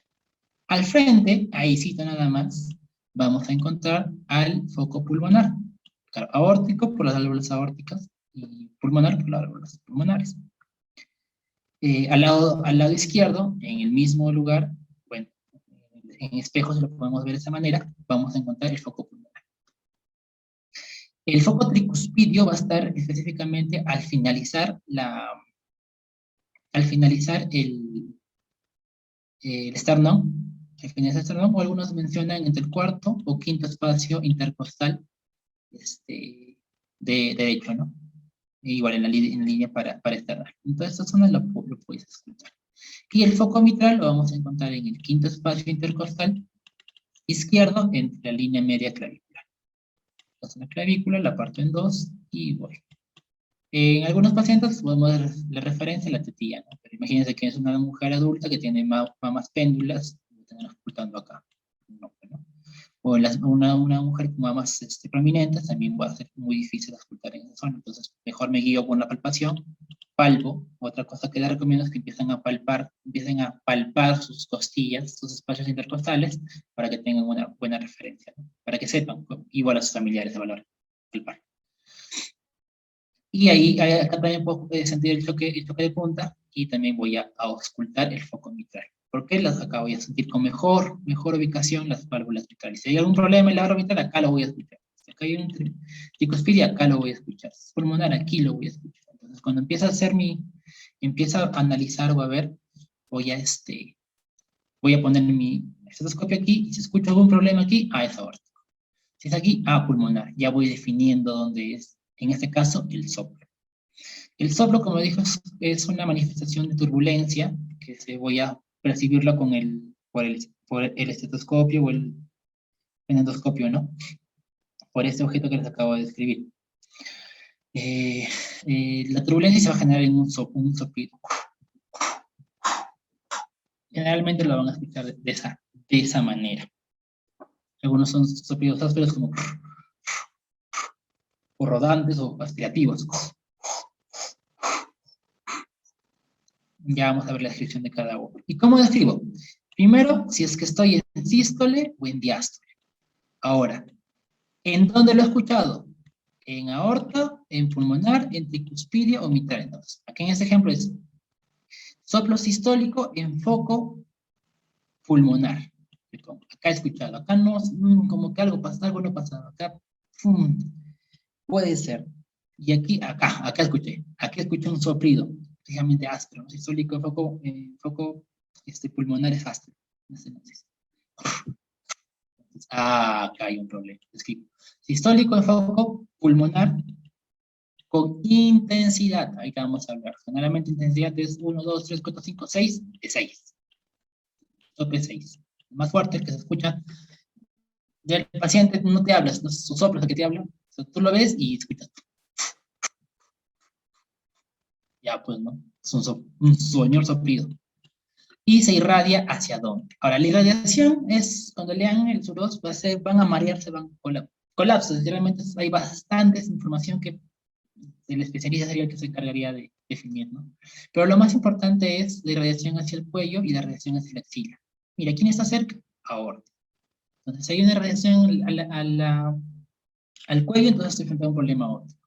Y si está una irradiación hacia la axila, entonces estoy frente a un problema mitral. Y listo. Entonces vamos a ver los soplos. Voy a tener dos tipos de soplos. Un soplo en diástole, un soplo en sístole. ¿Cómo entiendo esto? Un cero cartográfico. Tengo mi primer ruido, mi segundo ruido, mi primer ruido. Ruido 1, ruido 2 y ruido 3. De nuevo hago mi ciclo cardíaco. De aquí a aquí es sístole, de aquí a aquí es diástole. El loop, loop, loop, loop, loop. Así es el sonido. Entonces, loop, loop, loop, loop. Loop, loop, loop.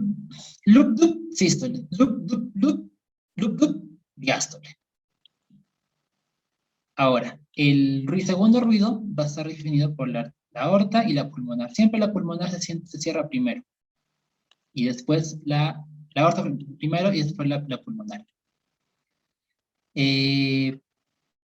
Listo, acá el segundo ruido se da por el cierre de las semilunares, y acá por el cierre de las auriculoventriculares, ¿no? Se divide en dos partes. Tenemos lo que está cerca es, acá en este caso después del río, tenemos la contracción isovolumétrica y el periodo de eyección, ¿no? Y aquí tendríamos tres partes, ¿no? La relajación isovolumétrica, hay una cámara prendida, creo. Jordan Camarena, vemos tu techo, joven. Bueno, tenemos la relajación isovolumétrica, tenemos el llenado y la contracción auricular. Parece que el llenado que es 60%, 20%, y es un 20%. Rápido, lento, rápido, lento. El tercer ruido lo voy a escuchar aquí. Segundo, tercero. Mira qué fácil. Segundo, tercero. Y acá el cuarto ruido. El tercer ruido, como les mencionaba, puede ser fisiológico y patológico. Generalmente se da cuando aumenta el volumen o la velocidad. Aumenta el volumen o la velocidad de la velocidad que llega a la sangre o el volumen que llega a la sangre, ¿no? Y tenemos el cuarto ruido siempre es patológico, ¿no? Generalmente es porque hay una fibrosis a nivel del ventrículo, del área del corazón, y al momento de contraerse la aurícula, se genera como si estuviese vaciando un balde de agua, un charco de agua, como cae en una catarata, ¡plash! a una zona, a una superficie dura, porque vio fibroso, está fibrosado, entonces ahí se va a sentir el cuarto ruido. Tercer ruido, el cuarto ruido. Listo, entonces, voy a borrar esto acá. Entonces tenemos primer ruido, segundo ruido, tercer ruido. Si yo siento, escucho el loop-duk, loop-duk, loop-duk, loop-duk, escucho loop, primer ruido, escucho duk, no escucho nada, loop, entonces estoy en un soplo sistólico. Entonces, loop, loop, nada, loop, sistólico. Ahora, si estoy en un sonido, en un diastólico, sería loop, loop, loop. Es diferente. Acá hay un sonido, un golpe, loop, loop, loop. Acá, loop, loop, loop. Y así. Con este gráfico pueden estar juntando. Entonces, acá primero hago el sonido, o cháncoro. Primer latido, ¡pum! Segundo latido, no hay nada, primer latido. Si está aquí, es sistólico, si aquí es diastólico. Si está cerca al primer ruido, es protosistólico. Si está en la mitad, es mesosistólico. Y si está al final, telesistólico. Igual en la diástole. Y vamos a ver también eso. Listo. Ya definido eso, puedo entender o puedo ver que tengo un soplo sistólico o diastólico, ¿no? Entonces, tengo un soplo sistólico o diastólico. Entonces, pongo en cualquier foco, pongo en el foco aórtico, acuérdense el orden, aórtico, pulmonar, tricuspidio o mitral, me voy al DEPA, al departamento, o me voy a una zona grosería. Dependiendo de cómo se acuerden, lo importante es que se acuerden. El orden, aórtico, pulmonar, tricuspidio y mitral. Voy a poner mi estetoscopio en uno de estos focos. Si yo en el aórtico escucho un soplo sistólico, estoy frente a una estenosis. Si en el pulmonar escucho un soplo sistólico, estoy frente a una estenosis pulmonar. Si en el tricuspidio escucho un soplo sistólico, estoy frente a una insuficiencia. Y el mitral, igual. En diastólico, si escucho en el foco aórtico un soplo diastólico, estoy frente a una insuficiencia. Pulmonar, una insuficiencia.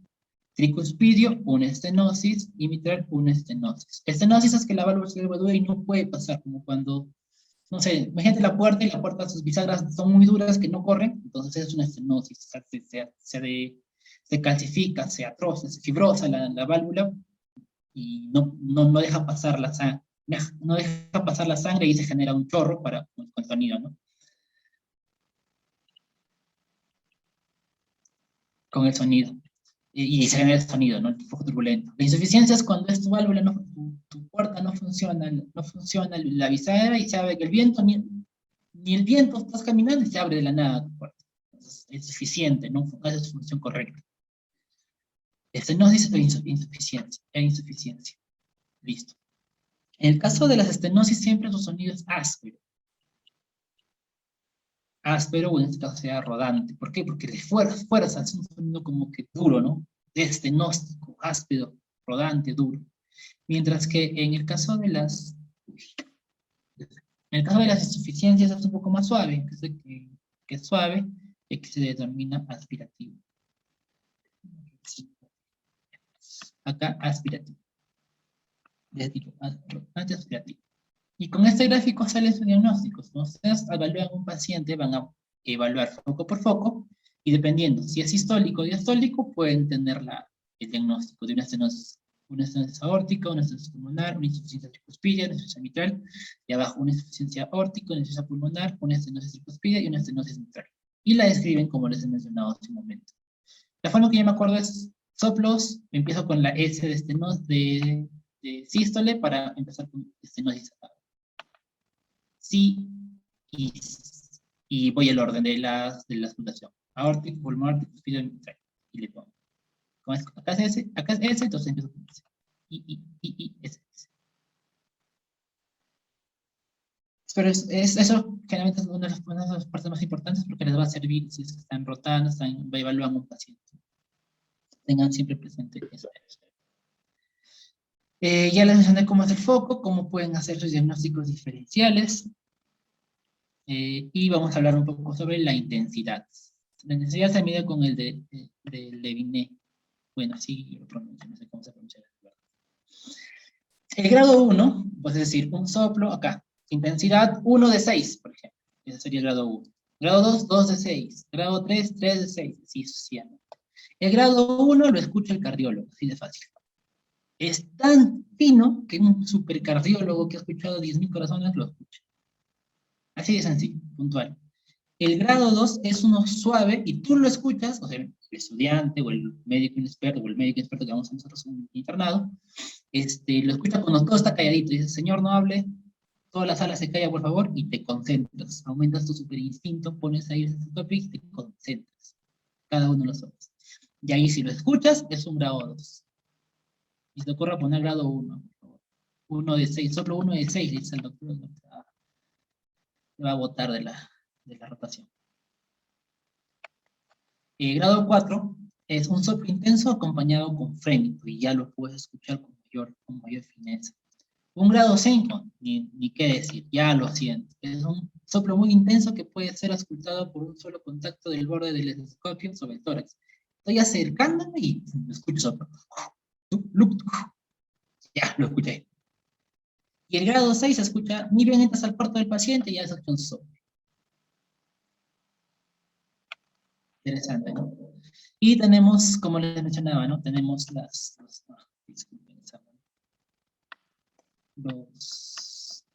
estoy con mi mouse porque mi mouse se quedó sin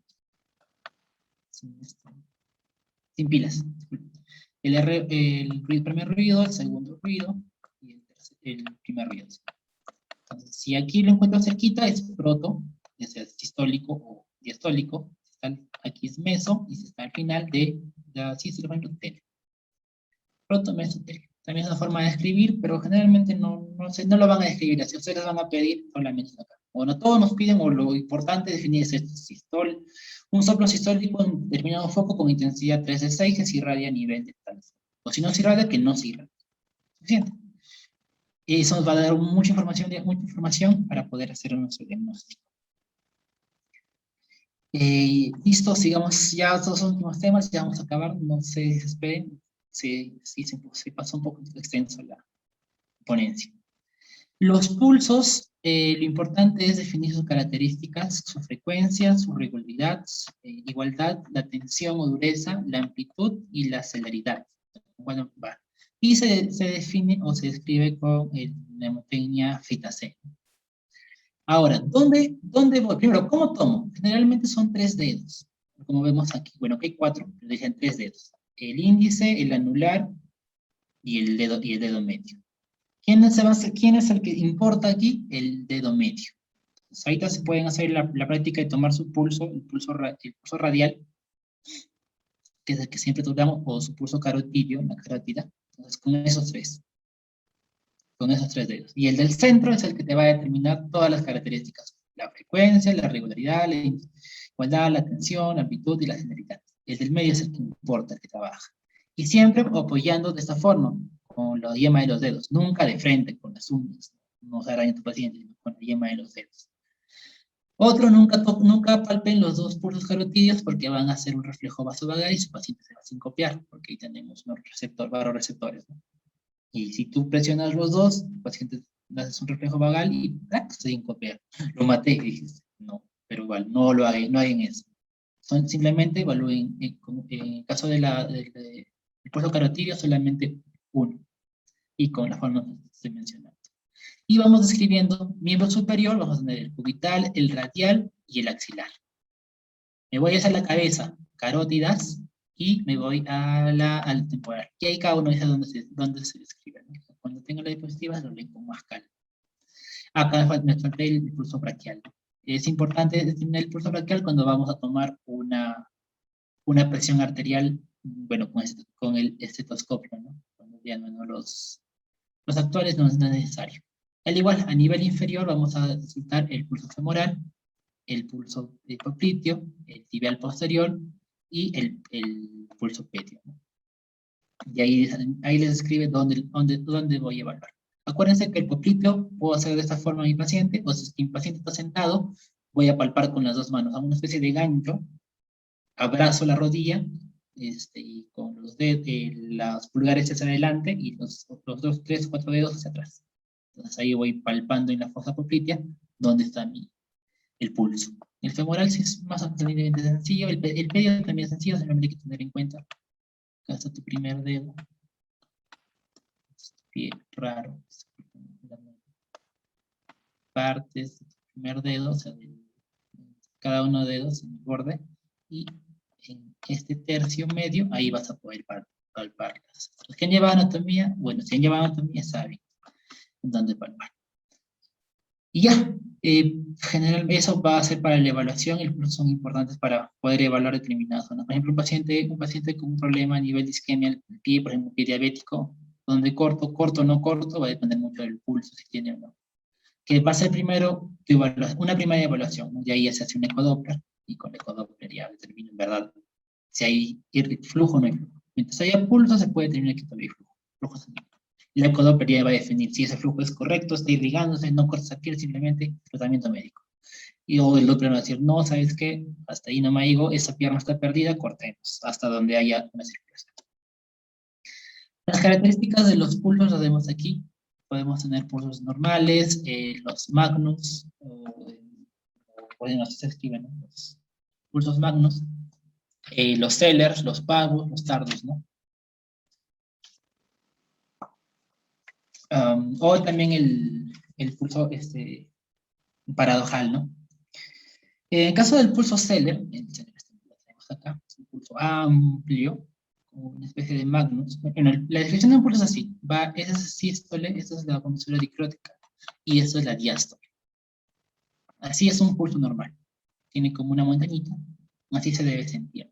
Bueno, con la práctica logramos sentir la vibración y el sístole y el descanso de la diástole. Cuando se hace grande, es uno magnus, o sea, cuando la amplitud es más fuerte, ¿no? Siento un poco más el golpe. El Seller es mucho más fuerte y más preciso. No como que no se da una especie de meseta, sino es un golpe, como se puede decir, en seco. Eso generalmente lo vamos a ver en insuficiencia aórtica grave. Acuérdense, eso, Seller y insuficiencia aórtica grave. Eso grave, porque son un montón de descripciones. El Parvus tardus, que está acá. Parvus es chiquitito y Magnus es grandote. Tardus es que es más lento, la frecuencia es más lenta. Entonces, acá tenemos el Parvus tardus, vamos a tener una estenosis aórtica grave. También quiero que se acuerden. En el pulso dicrótico, el dicrótino, se me el nombre de ese. Bueno, en el pulso alternante, vamos en el biferes, vamos a encontrar una insuficiencia cardíaca. El alternante viene un pulso fuerte, y después uno débil, débil, fuerte, débil, fuerte, débil. El pulso biferes es un pulso, se siente como dos golpes al momento de palpar el pulso. Como dos golpes. Y esos dos me van a orientar que estoy frente a una insuficiencia cardíaca. El que más preguntado, el más hablado o el más estudiado, no el más estudiado, el más preguntado es el paradojal, ¿no? El pulso paradójico. Normalmente, cuando nosotros inspiramos, el pulso debe ser más lento. Es decir, debe ser con menos intensidad. Ustedes hagan el juego o el ejercicio de inspirar y va a reducirse, como vemos acá, ¿no? En inspiración está grande y en inspirar disminuye. ¿Cuánto disminuye esta presión? Aproximadamente no debe pasar los 10 milímetros de mercurio para esta literatura y en algunos dicen los 20 milímetros. Hasta ahí nomás. Cuando varía, o sea, cuando ya veo que es un golpe fuerte y el siguiente es casi detectable, lo detecto pero poquito, porque el momento que inspiraba el paciente, entonces ahí ya defino un pulso paradojal. ¿Es mayor a 10 milímetros de mercurio o mayor a 20? ¿Y por qué se da eso? Porque generalmente cuando nosotros inspiramos, aumenta el flujo a nivel de las venas, el flujo venoso. Entonces, ahí se explicaría por qué se podría. Este flujo venoso empuja o satura, este flujo, aumento de flujo a nivel del ventrículo derecho, empuja o se hace más amplio, crece la cavidad y empuja el ventrículo izquierdo, ¿no? Entonces ya sale con menos fuerza y entonces la vibración ya no se presenta al inspirar. Siempre pasa eso al inspirar. Acuérdense del Zeller, del Parvus Tardus, del Bíferes, del alternante y del paradojal. Los demás ya los pueden leer, profundizar un poquito más. Pero eso es lo que por lo menos para esta charla creo que se acuerda. Y ya para acabar y nos vayamos a cenar y no se duerman, vamos a ver un poco sobre la presión arterial. La presión arterial es un capítulo entero y voy a especificar en puntos puntuales. 1. Definición. Fuerza ejercida por la columna de la sangre impulsada por el corazón hacia los vasos sanguíneos, ¿no? La presión arterial se define como el gasto cardíaco y la resistencia vascular periférica. El gasto cardíaco, el volumen sistólico, el volumen que llega al corazón y la frecuencia cardíaca, ¿no? Y eso está relacionado con la precarga, la poscarga y la contractibilidad, o la frecuencia cardíaca. Y bueno, la resistencia vascular periférica depende del radio, ¿no? El radio del vaso. ¿Cómo está? Entonces, siempre tengan presente esta fórmula, porque con esta fórmula sale la farmacología de presión arterial y también la etiología. Puntos anatómicos donde puedo tomar la presión arterial, en donde hay arterias. En todo lugar que haya una arteria, voy a poder tomarla. Pero generalmente se toma a nivel de la arteria braquial. Una recomendación, siempre primero palpen. Si no palpan la arteria, no palpan el pulso, ni se atrevan a tomar la presión arterial. No van a escuchar. Y van a terminar dando un diagnóstico erróneo. Pálpenlo, si se demoren, pálpenlo. Cuando ya hayan palpado, aunque sea, marcan así con un lápiz a su paciente, y ahí vas a poner vas a poder poner el sonómetro y tu estetoscopio, ¿no? La membrana, para poder sentir los sonidos de Korkov. Que vamos a ver ahorita. Y como recuerden, se puede tomar en cualquier arteria, Los ruidos de Korkov son ruidos establecidos por este señor, en donde vamos a tener 5 fases, ¿no? 5 fases. Y los que voy a medir va a ser en la primera fase, lo que voy a importar, el primer ruido, que está aquí, primera fase, el inicio del ruido, y en la cuarta fase, que es donde se detiene. Porque la quinta fase es silencio, o sea, cuando ya no hay nada. Entonces voy a insuflar mi esfingomanómetro. Todos creo que han visto alguna vez un esfingomanómetro, una S para tomar la presión arterial. Se ubica a nivel del veno superior, cerca a la arteria, la arteria braquial. Bueno, por la arteria braquial se envuelve como una especie de cintilla de capitán de fútbol.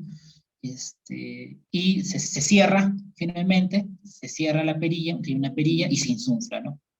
Que generando una presión, comprimiendo esta área.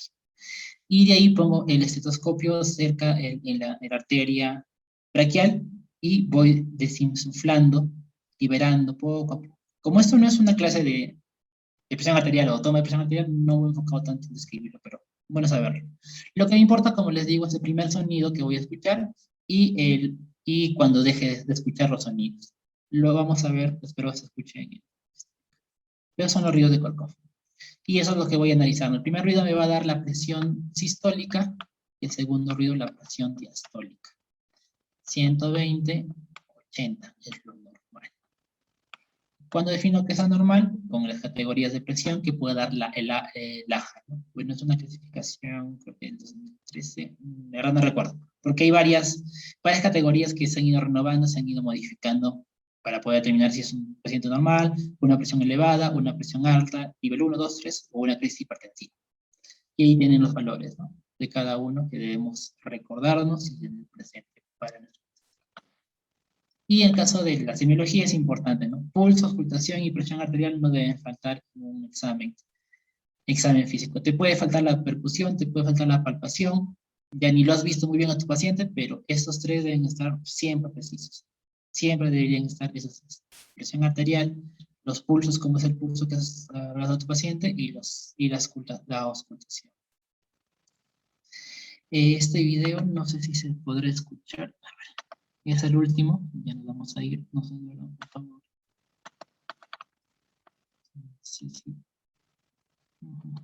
A ver, voy a dejar de...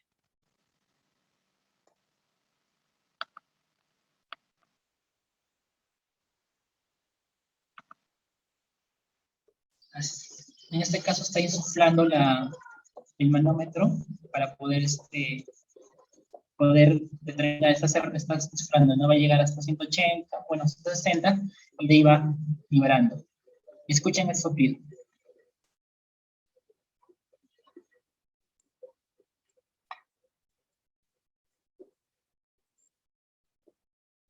Ahí es el sonido. Y ahí calma. Y es la forma de poder auscultar, o no, bueno, poder escuchar la presión arterial. Bueno, si no escucharon, no vieron, no pusieron atención, voy a dejar las diapositivas con el video, o el video lo voy a subir aparte para que puedan ver y puedan ver cómo se da el diagnóstico de esto. Bueno, esa es la bibliografía usada, SU2, el Argente y el parte del manual de Washington de cardiología, ¿no? El Argente está subido en YouTube, la manera de cómo hacer el examen físico completito. Sería bueno que lo busquen, o yo más tarde les paso al grupo para que lo vean. Y hay otro video de 40 minutos en donde te describe, ¿no?, cómo hacer un examen físico normal. Por favor, sigan a todos en todas esas páginas a CPA, eso siempre. Van a encontrar cosas interesantes, cosas bonitas, y van a mejorar su estatus si le dan like a todas estas páginas. Y eso sería todo, chicos. Y una recomendación, una tarea para la casa: saquen el estetoscopio, si no tienen, ya empiecen a ahorrar para tener uno. Busquen a su sugar daddy, sugar mami, a su padrino, madrina, y que les compre uno, y empiecen a evaluar a toda su familia, a ustedes mismos, para que puedan tener la idea de cómo es una auscultación, que es, como les mencionaba, que es la verdad, lo más importante en este caso en la semiología cardíaca. Perdonen por haberme explayado mucho, y eso sería todo, chicos. Gracias.